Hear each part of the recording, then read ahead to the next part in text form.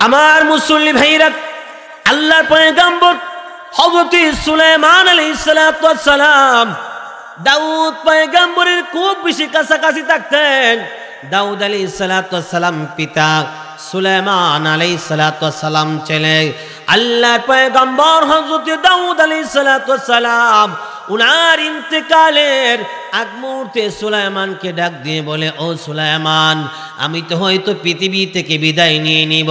ও সুলাইমান, আমার জীবনে দুইটা প্রশ্ন রে বাবা, আজ পর্যন্ত কেউ প্রশ্নের উত্তর সঠিকভাবে দিতে পারে নাই। ও সুলাইমান, আমি দাউদ পয়গম্বর পৃথিবীর বহু মানুষকে দুইটা প্রশ্ন করেছি, আজ পর্যন্ত আমার প্রশ্নের সঠিক উত্তর দিতে পারে নাই। তোমাকে আজকে করে দেখব আমার দুইটা প্রশ্নের উত্তর দিতে পারো কিনা। প্রথম নম্বর প্রশ্ন, সুলাইমান বলো তো মানুষের সবচেয়ে কোন জিনিসটা একদম নিকটে, একদম কাছে, মানুষের নিকটে একদম কাছের জিনিসের নামটা কি জানতে চাই। আল্লাহর নবী সুলাইমান জমিনে দাঁড়ানো ছিলেন। দাউদ পয়গম্বরের প্রশ্ন শুনে জমিনে পড়ে গেছেন, চোখের পানি ছেড়ে কান্দেন আর বলেন, আব্বা, আমি সুলাইমানকে আপনি কঠিন প্রশ্ন করে ফেলেছেন।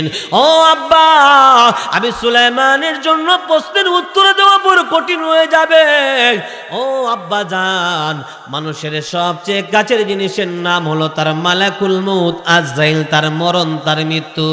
আমি সুলাইমান জমিনে পড়ে রয়েছি, জমিন থেকে ওঠার আগে আগে আজরাইলের সাক্ষাৎ হওয়ার সম্ভাবনা আছে। ও আমার কালীগঞ্জের ভাইরা, আমরা এই মাহফিলে আছি, মাহফিল থেকে ওঠার আগে আগে আজরাইলের সাক্ষাৎ হওয়ার সম্ভাবনা আছে কি নাই? আল্লাহর নবী হযরত দাউদ ডাক দিয়ে বলেন, সুলাইমান, আমার প্রশ্নের সঠিক উত্তর দিয়েছো। ও সুলাইমান, মানুষের সবচেয়ে কাছে জিনিসের নাম হলো তার মৃত্যু, তার মরণ। সুলাইমান রে, তুমি জমিন থেকে ওঠার আগে আগে আজরাইলের সাক্ষাৎ হওয়ার সম্ভাবনা আছে। ও বাবা সুলাইমান, আমার আরেকটা প্রশ্ন রে বাবা, এই দ্বিতীয় নম্বর প্রশ্নের উত্তরও সঠিকভাবে কারো কাছে পাই নাই, তোমাকে জিজ্ঞাসা করলে আশা করি আল্লাহ তোমাকে সঠিক জবাব দেওয়ার তৌফিক দান করবেন। ও সুলাইমান, বলো তো মানুষের সবচেয়ে কোন জিনিসটা বেশি দূরে, বেশি দূরে? আল্লাহর নবী সুলাইমান তখন চোখের পানি ছেড়ে কান্দে আর বলে, আব্বা, আমি সুলাইমানকে এখনো কঠিন প্রশ্ন করে ফেলেছেন, এই প্রশ্নের উত্তর দেওয়া আমি সুলাইমানের জন্য কষ্ট হয়ে যাবে। আব্বা, মানুষের সবচেয়ে দূরের জিনিসটা মানুষে বুঝে না। ও আব্বা, পৃথিবীর এক প্রান্ত থেকে আরেক প্রান্ত খবর নেওয়া যায়, পৃথিবীর পূর্ব থেকে পশ্চিম, উত্তর থেকে দক্ষিণ, তামাম পৃথিবীর খবর নেওয়া সম্ভব। তবে পৃথিবীর শুরু থেকে নিয়ে আজ পর্যন্ত হাজার হাজার মানুষ অন্ধকার কবরে গেল, একটা মানুষের কবরের খবর পাওয়া গেল না। ও আব্বা, মানুষের সবচেয়ে দূরের জিনিসের নাম হলো তার কবর, তার গুরুস্থান, তার কবরস্থান। এই জন্যই কবি বলেন, মৌত কো মত দূর সমঝো, মৌত হে হরদম করিব, পস नहीं मोहलत न होगा सर हिलाने के लिए, मौत को समझा है गाफिल इख्तिताम जिंदगी, दर हकीकत है वही सुबह दवाम जिंदगी। আল্লাহর নবী হযরত দাউদ ডাক দিয়ে বলে, সুলাইমান, আমার দ্বিতীয় প্রশ্নের উত্তর সঠিক দিয়েছো। মানুষের সবচেয়ে দূরের জিনিসের নাম হলো তার কবর, তার গুরুস্থান। ও বাবা সুলাইমান, মানুষ কিন্তু সামান্য মাটির নিচে দাফন হয়, কিন্তু পৃথিবীর কোনো মানুষ তার কবরে কি হচ্ছে খবর পায় না। আল্লাহ নবী দাউদ আলাইহিস সালাম বললেন, বাবা সুলাইমান শুনো, মহান আল্লাহ তাআলা তোমাকে জগৎ বিখ্যাত নবী বানাইবে, এমন নবী বানাইবেন মহান আল্লাহ পৃথিবীতে তোমার মতো নবী আল্লাহ আর কখনো দিবেন না। আমার বন্ধুগণ, পৃথিবীতে আসার একটা সিরিয়াল আছে, প্রথমে দাদা, তারপরে বাবা, তারপরে সন্তান, কিন্তু পৃথিবী থেকে যাওয়ার কোনো সিরিয়াল নাই। বন্ধু, আপনি হয়তো দেখছেন অনেক দাদা আছেন যারা নাতিকে নিজের হাতে কবরে রাখছেন, অনেক বাবা এলাকার মধ্যে আছেন নিজের হাতে কলিজার টুকরা সন্তানকে কবরে রাখছেন। পৃথিবীতে আসার সিরিয়াল আছে, যাওয়ার কোনো সিরিয়াল নাই। মালাকুল মউত আজরাইল আপনি আমার দরজায় হাজির হইলে ফিরে দেওয়ার মতো ক্ষমতা আছে? আরো জোরে যদি বলেন আমি নগর বেলার সবচেয়ে ধনী মানুষ, ও আজরাইল চলে যাও, জানুয়ারি মাসে দেখা করো, কাজ হইব? কাজ হবে? আমার মুসল্লি ভাইরা, আপনি আমার ইন্তেকাল হবে, আপনিও মরবেন, আমিও মরব।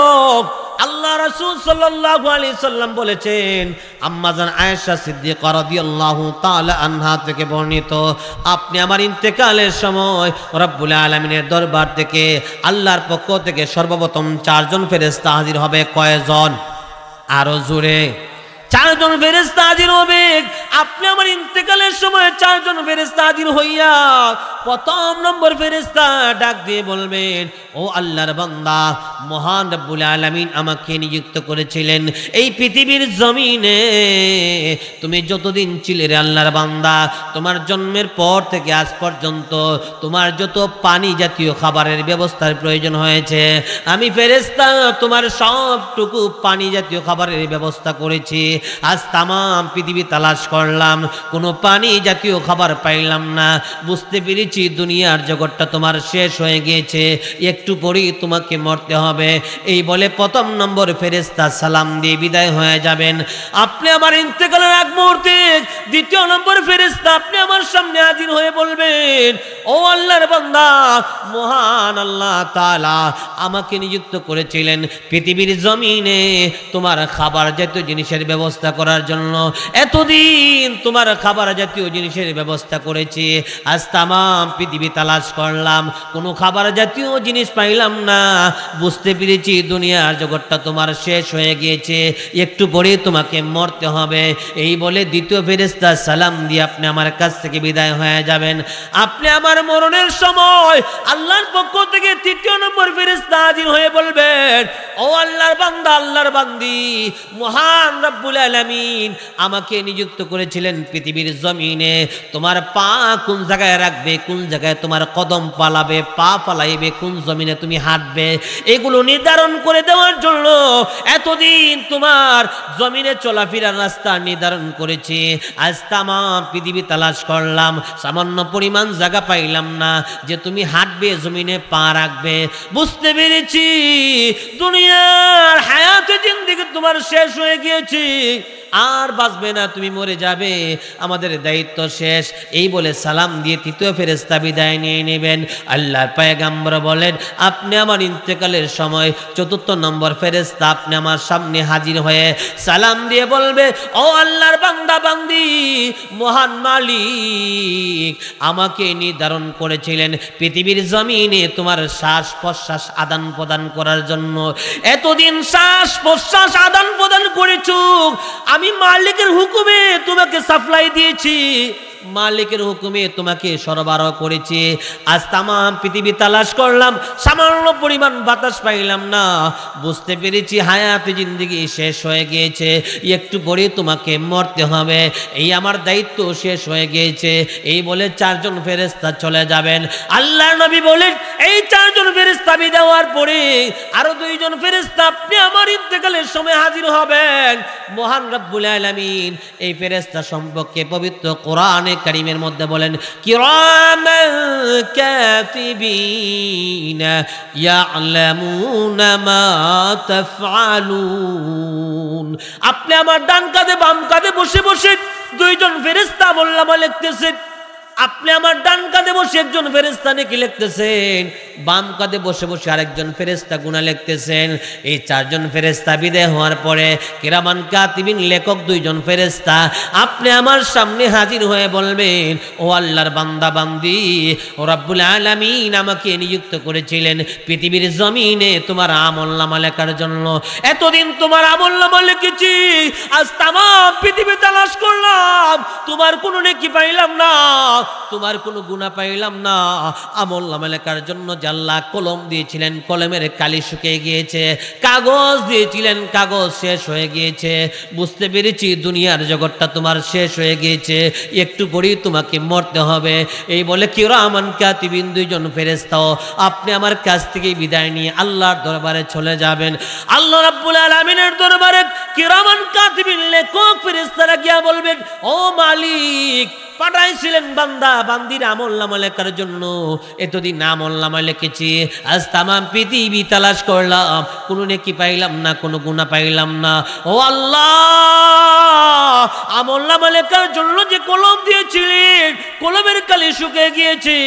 আমলনামা লেখার জন্য যে কাগজ দিয়েছিলেন, কাগজ শেষ হয়ে গিয়েছে। বুঝতে পেরেছি বান্দার হায়াত শেষ হয়ে গিয়েছে। ও আল্লাহ, আমাদেরকে একটু অনুমতি দাও, আমাদের দায়িত্ব শেষ হয়ে গিয়েছে। আমরা এখন আরশে আজিমের কাছে বসে আপনার তাসবিহ গুণগান করব, আপনার তাসবিহ পাঠ করব ইসরাফিলের সিংহার আগ পর্যন্ত। আমার আল্লাহ ডাক দিয়ে বলবেন, ও কিরামান কাতিবিন লেখক ফেরেশতারা, না না, এখনো তোমাদের দায়িত্ব শেষ হয় নাই। আমার বান্দা একটু পরে ইন্তেকাল করবে, আমার বান্দা ইন্তেকালের পরে তাকে গরম বরই পাতার গরম পানি দিয়ে গোসল দিয়া, কাপড়ের কাপড় পরাইয়া, জানাজার নামাজ দিয়ে আমার বান্দা বান্দিকে কবরে রাখবে। এই কবরে মা নাই, বাবা নাই, কেউ থাকে না। আমার বান্দা অন্ধকার কবরে একা একা কেমন করে থাকবে?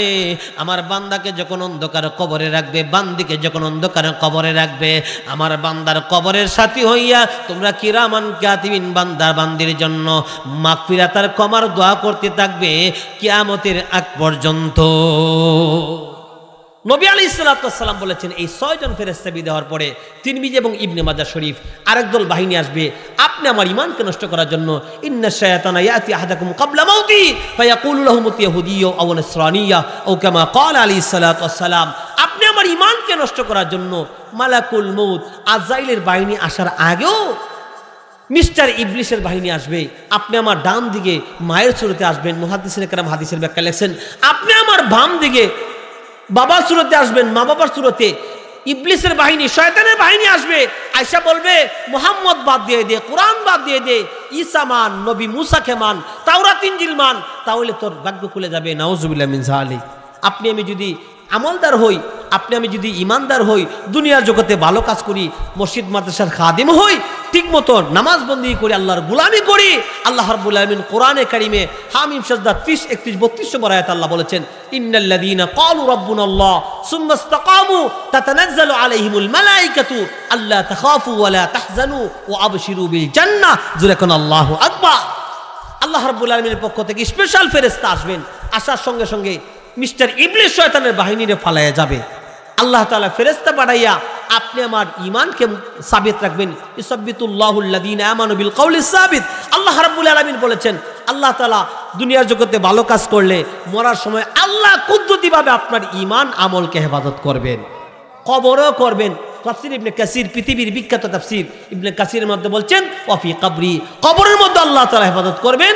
আমার বন্ধুগণ, পৃথিবীর বিখ্যাত তাফসীরের কিতাব তাফসীর ইবনে কাসিরের মধ্যে রয়েছে, তাফসীরে মাজারির মধ্যে রয়েছে, আল্লাহ রাব্বুল আলামিন মালাকুল মউত আজরাইলকে ডাক দিয়ে বলেন, ও আজরাইল, অনেক ফেরেশতা পাঠাইলাম যা বান্দাকে বানানোর জন্য। আমি আদম বানাবো, অনেক ফেরেশতা বানাইছি। আজরাইলে সব ফেরেশতারা পৃথিবীর জমিনে গেছে, হাত দিছে, এক মুষ্টি মাটি নেবে, কিন্তু পারে নাই। সবাই চলে এসেছে মাটির কাকুতি মিনতি শুনে, কেউ মাটি আনে নাই। শেষ পর্যন্ত তুমি আজরাইল এক মুষ্টি মাটি নিয়ে এসেছো, আমি এই মাটি দ্বারা আদম বানাইলাম, আদমের ভিতরে রূহ দিলাম, আদম সন্তানের ভিতরে রূহ আসবে। এই রূহ কবজ করার দায়িত্ব তুমি আজরাইলকে দিলাম, তোমাকে দায়িত্ব ন্যস্ত করে দিলাম। আজরাইল বলে, আল্লাহ, রূহ কবজ মরণ কি জিনিস জানি না। আমার বন্ধুগণ, মহান আল্লাহ তাআলা বললেন, আজরাইল, তুমি মরণ কি জিনিস চিনো না? আজরাইল বলে, না মালিক, মরণ কি জিনিস আমি তো চিনি না। আল্লাহ তাআলা কাতার বন্দি করে দিলেন, ফেরেশতাদেরকে কাতার বন্দি করলেন। কাতার বন্দি করার পরে মরণকে হাজির করলেন, মৌতকে হাজির করলেন। ফেরেশতারা মরণকে দেখে সবাই অজ্ঞান হয়ে জ্ঞান হারায় ফেললো, হুঁশ হারায় ফেললো। এমনকি মালাকুল মউত আজরাইল আলাইহিস সালাম হুঁশ হারায় ফেললেন। আল্লাহ রাব্বুল আলামিন সবাইকে আবার হুঁশ দিলেন। হুঁশ দেওয়ার পরে আবার আজরাইল ডাক দিয়ে বলতেছে, ও মালিক, ও আমার আল্লাহ, এত ভয়ানক অবস্থা, এত ভয়ানক মৃত্যু, এই মৃত্যুর দায়িত্ব আমি নিতে চাই না। আল্লাহ তাআলা বললেন, ও আজরাইল, চিন্তার কারণ নাই, আমি রাব্বুল আলামিন তোমাকে মরণ থেকে আরো শক্তিশালী বানায়া দিলাম, ভয় করার কারণ নাই। আজরাইলকে আল্লাহ তারপর আমার মরণের দায়িত্বটা বড় কঠিন লাগে। আল্লাহ, আমি যখন মানুষের জান বের করব, মানুষ বলবে আজরাইল মেরে ফেলছে, মানুষ আমাকে গালাগালি করবে, মানুষ দুশ্মন হয়ে যাবে, আমাকে খুব বেশি বকাবকি করবে, মরণের দায়িত্ব আমাকে দিবেন না। মহান আল্লাহ তাআলা বলেন, আজরাইল না না, মানুষ তোমাকে গালি দিবে না, আমি আল্লাহ তাআলা বান্দার মৃত্যুর আগে বিভিন্ন রোগ দিয়া দিব, বিভিন্ন সমস্যা দিয়ে দিব। অ্যাক্সিডেন্ট করে মরবে, মানুষ বলবে অ্যাক্সিডেন্টে মারা গেছে। ডায়াবেটিস, ক্যান্সার, বিভিন্ন বড় বড় রোগ হবে, মানুষ রোগে মারা যাবে, কেউ বলবে না আজরাইলে মারছে, সবাই বলবে মুখ লোকটা এই কারণে মারা গেছে। আজরাইল বলে, আল্লাহ তাহলে আমি রাজি আছি, আমি জান বের করার দায়িত্ব গ্রহণ করলাম। মালাকুল মউত আজরাইল সব ফেরেশতা থেকে আলাদা। অন্যান্য ফেরেশতার যেমন মায়া দয়া, এর চেয়ে আজরাইলের মায়া দয়া অত্যন্ত কম। আল্লাহ রাব্বুল আলামিন মালাকুল মউত আজরাইলকে দায়িত্ব দিলেন আর বলে দিয়েছেন, পৃথিবীর জমিনে আজরাইল যত মানুষের জান বের করবে, এর মধ্যে আমার বন্ধু মুহাম্মদের জান বের করতে বড় সহজে বের করবে, কষ্ট কম দিবে। আমার নবীজির জান বের করতে মালাকুল মউত আজরাইল যখন গেল, নবীজির সিনা মুবারকের মধ্যে হাত রাখলো। আল্লাহর পয়গম্বর ডাক দিয়ে বলেন, ও আজরাইল, মৃত্যুর যন্ত্রণা এত কঠিন। আম্মা জান আয়েশা বলেন, বুখারীর রওয়ায়াত, নবীজির সামনে একটা পানির পেয়ালা ছিল, নবীজি হাত ভিজে চেয়ারের মধ্যে মুছে আর বলে, ইন্নালিল মাউতি লাসাকরাত, নিশ্চয়ই মৃত্যুর যন্ত্রণা বড় কঠিন, মৃত্যুর যন্ত্রণা বড় কঠিন। এই বলে আজরাইল বলেন, আমার নবীজির সিনা মুবারকে যখন হাত রাখলাম, আল্লাহর পয়গম্বর বলতেছেন মৃত্যুর যন্ত্রণা বড় কঠিন। নবী ডাক দিয়ে বলে, আজরাইল কষ্ট হচ্ছে রে আজরাইল, একটু সহজে জান বের কর। আজরাইল ডাক দিয়ে বলে, নবী গো, পৃথিবীর জমিনে যত প্রাণী রয়েছে সব প্রাণীর দায়িত্ব আমি আজরাইলকে আল্লাহ দিয়েছেন। নবী রাসূলের কাছে আমি আজরাইল সরাসরি যাই, সাধারণ মানুষের কাছে আমি আজরাইল যাই না। পৃথিবীতে যত নবী রাসূলের জান বের করেছি, এত সহজে আপনার মতো এত কম কষ্ট দিয়ে এত সহজে আর কোন নবী রাসূলের জান বের করি নাই। আল্লাহর পয়গম্বর বলেন, ও আজরাইল, মৃত্যুর যন্ত্রণা এত কঠিন, এত কষ্ট রে আজরাইল, তুমি একটা কাজ করো, আমার উম্মতেরও তো জান বের হবে, আমার গুনাহগার দুর্বল উম্মতেরা, তাদের জান বের করতে যখন তুমি যাবে, তাদের যত কষ্ট আছে সব কষ্ট আমি নবীকে দিয়ে দাও, তথাপি আমার উম্মতদেরকে তুমি মাফ করে দাও, আমার উম্মতদেরকে তুমি মৃত্যুর সময় যন্ত্রণা দিও না, কষ্ট দিও না। মালাকুল মউত আজরাইল ডাক দিয়ে বলে, নবী, এই দায়িত্ব আমার না, এটা মহান মালিক রব্বুল আলামিন আল্লাহ তাআলার। কাদেরকে শাস্তি দিব না দিব আল্লাহর পক্ষ থেকে ফয়সালা, এটা আমার পক্ষে সম্ভব না। আপনার উম্মতের জান বের হইতে আপনার চেয়ে বহু কোটি গুণ কষ্ট হবে কেন বেশি। আল্লাহর নবী ডাক দিয়ে বলে, আজরাইল, আমাকে কষ্ট দিয়ে উম্মতকে বাঁচানো যায় না। আজরাইল বলেন, নবী শুনেন শুনেন, আপনার উম্মতেরা যদি একটা আমল করে, মহান আল্লাহ তাআলা আপনার উম্মতদেরকে মৃত্যুর যন্ত্রণা দিবেন না, মরতে দেরি হবে, উম্মতেরা জান্নাতে যাইতে দেরি হবে না। মালাকুল মউত আজরাইল ডাক দিয়ে বলে, ওগো আল্লাহর পয়গম্বর, আপনার উম্মতরা যদি 5 ওয়াক্ত ফরজ নামাজের পরে আয়াতুল কুরসি পাঠ করে, সূরাতুল বাকারা 3 নম্বর পারা 1 নম্বর পৃষ্ঠা একটা আয়াত রয়েছে, আল্লাহু লা ইলাহা ইল্লা হুয়াল হাইয়ুল কাইয়ুম, একটা মাত্র আয়াত, আয়াতুল কুরসি যদি আপনার উম্মতেরা 5 ওয়াক্ত ফরজ নামাজের পরে পাঠ করে, মরতে দেরি হবে, জান্নাতে যাইতে দেরি হবে না। আল্লাহর পয়গম্বর বলেছেন, আবু দাউদ শরীফের 1518 নম্বর হাদিস, মান ক্বারা আয়াতুল কুরসি ফি দুবুরি কুল্লি সালাতিন মাকতুবা। নবী বলেছেন কোন উম্মত যদি 5 ওয়াক্ত ফরজ নামাজের পরে আয়াতুল কুরসি পাঠ করে লাম ইয়ামনাহু আনি দুখুলিল জান্নাতি ইল্লা ইয়ামুত, মরতে দেরি হবে, আল্লাহর তৈরি জান্নাতে যাইতে দেরি হবে না। আল্লাহ তাআলা আমাদেরকে 5 ওয়াক্ত ফরজ নামাজের পরে আয়াতুল কুরসি পাঠ করার তৌফিক দান করুন। আরো জোরে কোন আমিন, আরো জোরে কোন আমিন, আরো জোরে কোন আমিন। আমার ভাইরা, মালাকুল মউত আজরাইল ওনার অসংখ্য গণিত বাহিনী রয়েছে। আপনি আমার মৃত্যুর সময় আজরাইলের বাহিনী আসবে আপনি আমার জান বের করার জন্য। আজরাইলের বাহিনী আসবে, জান বের করবে। সর্বপ্রথম মুখের দিকে অগ্রসর হবে জান বের করতে। আপনি আমার মুখ যদি সঠিক কথা পড়নেওয়ালা হয়, কোরআন পড়নেওয়ালা হয়, দুরূদ শরীফ পড়নেওয়ালা হয়, মুখে কথা বলবে আল ইয়াউমা নাখতিমু আলা আফওয়াহিহিম। আল্লাহ কোরআনে কারিমে বলেছেন মুখ কথা বলে, মুখ কথা বলবে, ডাক দেবে। ও আজরাইলের বাহিনী সাবধান, খবরদার, এই মুখের দিকে অগ্রসর হবে না। এই মুখ দ্বারা আল্লাহর বান্দা বান্দি কোরআনে কারিম তেলাওয়াত করেছে, দুরূদ শরীফ পড়েছে, তাসবিহ পড়েছে, এই মুখ দ্বারা হক কথা বলেছে, হালাল খাবার খেয়েছে, এই মুখ দ্বারা অগ্রসর হইলে জান বের করতে পারবে না। আজরাইলের বাহিনী আপনি আমার ডান হাতের দিকে অগ্রসর হবে, ডান হাত ডাক দিয়ে বলবে ও আজরাইলের বাহিনী ডান হাতের দিকে অগ্রসর হইলে কাজ হবে না। কারণ আল্লাহর বান্দা, আল্লাহর বান্দি এই ডান হাত দ্বারা মহান আল্লাহ তাআলার রাস্তায় দান খয়রাত করেছে, মসজিদ মাদ্রাসা এতিম অসহায়দেরকে দান খয়রাত করেছে। এই হাত দিয়ে অগ্রসর হইলে জান বের করতে পারবে না।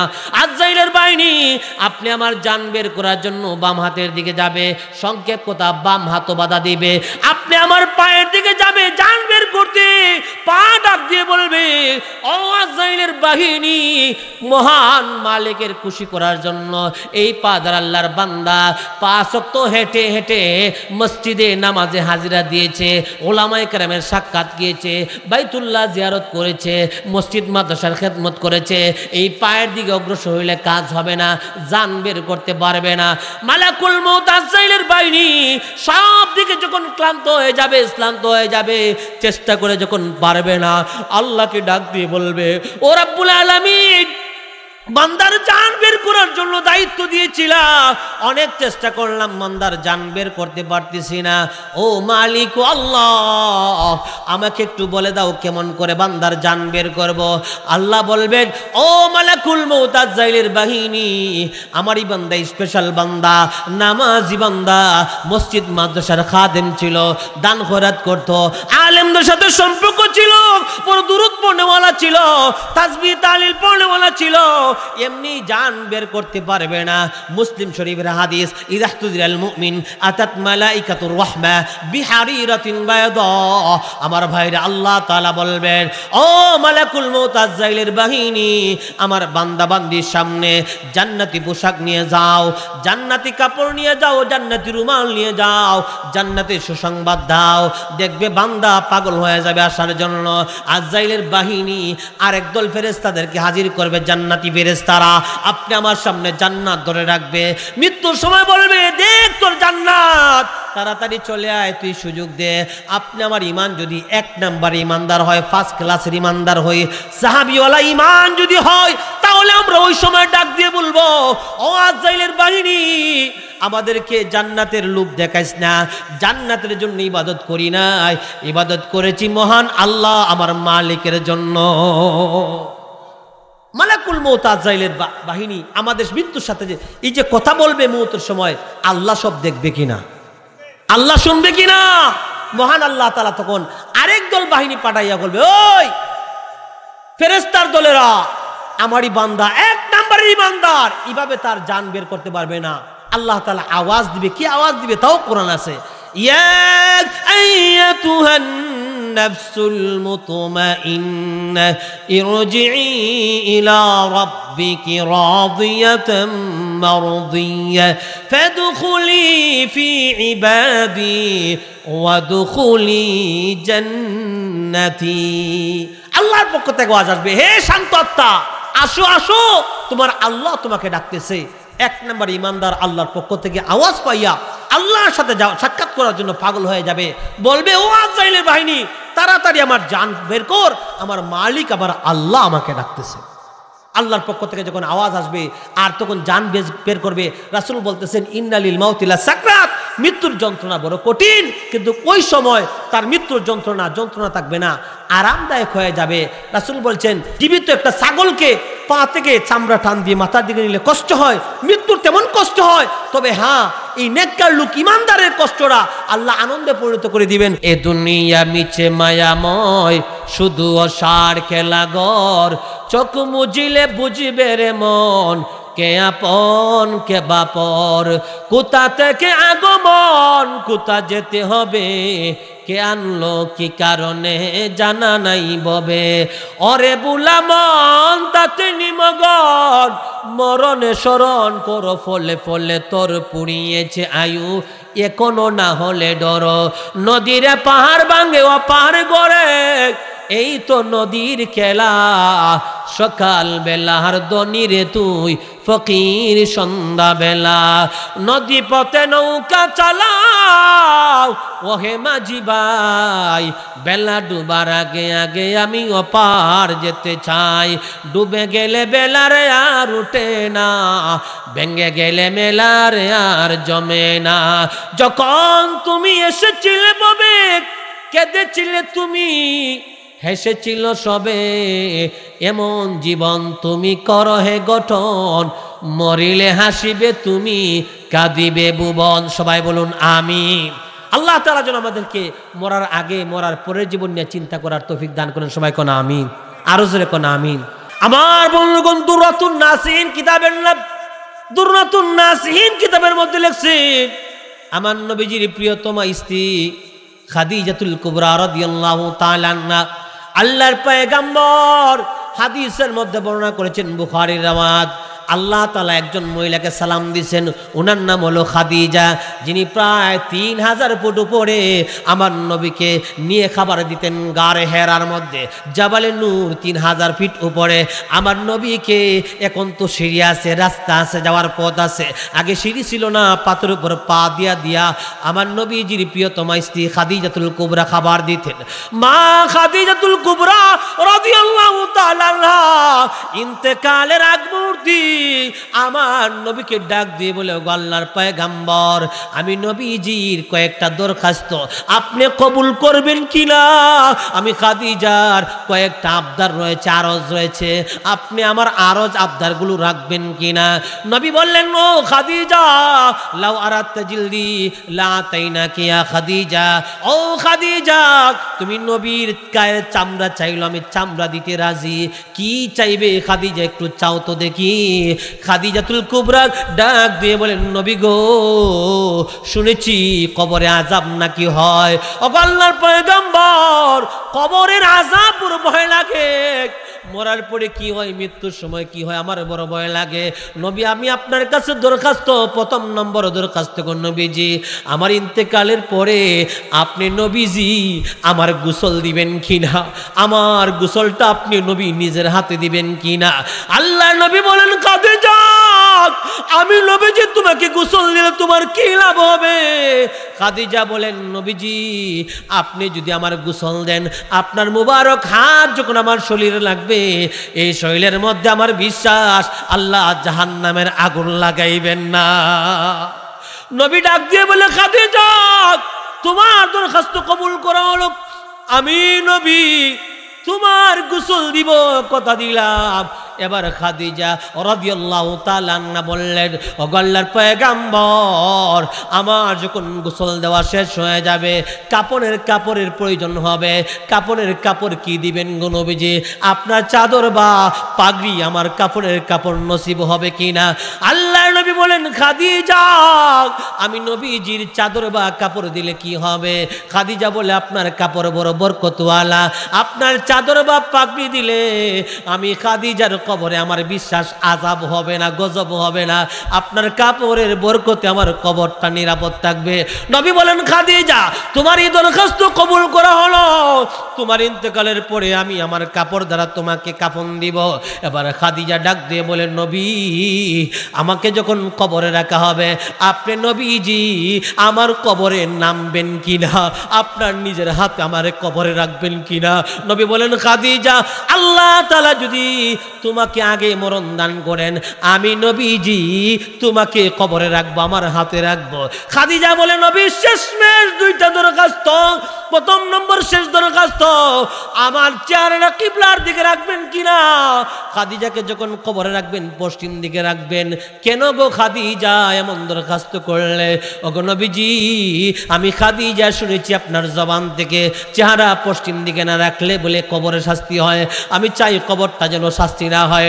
নবী বলেন, ঠিক আছে দরখাস্ত কবুল হলো। এবার খাদিজা বলে, নবী আমার কবরে যখন মুনকার নাকির ফেরেশতারা আসবে, মার রাব্বুকা ওয়া মা দীনুকা ওয়া মান নাবিয়ুকা বলবে, এসে যখন বলবে তোর রবকে, ও খাদিজা তোর ধর্ম কি, তোর নবীকে, আমি প্রশ্নের উত্তর দেওয়া কঠিন হয়ে যাবে। আপনি নবীজি আমি খাদিজার কবরের পাশে দাঁড়াইবেন কিনা, আমার প্রশ্নের উত্তরের জন্য সহায়তা করবেন কিনা? আমার বন্ধুগণ, নবী বলেন, খাদিজা তোমার এই দরখাস্ত কবুল করা হলো। খাদিজাতুল কুবরা রাদিয়াল্লাহু তাআলা আনহা যখন ইন্তেকাল করলেন, নবীজি নিজের হাতে গোসল দিয়া নবীজির দামি চাদর দ্বারা খাদিজার কাফন পরাইলেন। কাফন পরাইয়া আল্লাহর পয়গম্বর নিজে জানাজার নামাজ পড়াইয়া নবীজি নিজের হাতে কবর রাখলেন। কবরে রাখার পরে মাটি দিয়া সব সাহাবায়ে কেরাম চলে গেলেন। নবীজি খাদিজার কবর থেকে যায় না, চোখের পানি ছেড়ে ছেড়ে কাঁদতেছেন। জিবরাইল আগমন করতেছে, আগমন করে বলতেছে, ইয়া রাসূলুল্লাহ খাদিজার কবরের পাশে দাঁড়াইয়া কেন কাঁদতেছেন? আল্লাহর পয়গম্বর ডাক দিয়ে বলে, জিবরাইল আমি এই জন্য কাঁদতেছি, আমার খাদিজার কবরে আল্লাহ আযাব দেয় কিনা, আমার খাদিজার কবরে আযাব হবে, আমি নবী বরদাস্ত করতে পারবো না। এবার জিবরাইল ডাক দিয়ে বলে, ওগো আল্লাহর পয়গম্বর মহান রাব্বুল আলামিন আমি জিবরাইলকে পাঠাইছেন আর বলে দিয়েছেন আপনি যেন চোখের পানি মুছে ফেলেন। মহান আল্লাহ তাআলা খাদিজার এই কোরআনের খেদমতের কারণে আল্লাহ খাদিজার কবরকে জান্নাতের টুকরা বানায়া দিয়েছে। আমার ভাইরা, খাদিজাতুল কুবরা রাদিয়াল্লাহু তাআলা আনহা ইসলামের প্রথম মহিলা, যে মহিলা যিনি প্রথম ইসলাম গ্রহণ করেছেন, এই মহিলা যদি পরকালে চিন্তা করে, আপনি আমার চিন্তা করার দরকার আছে কিনা? আল্লাহ রাব্বুল আলামিন যেন আমাদেরকে মরার আগে মরার পরে জীবন নিয়ে চিন্তা করার তৌফিক দান করেন। সবাই কোন আমিন।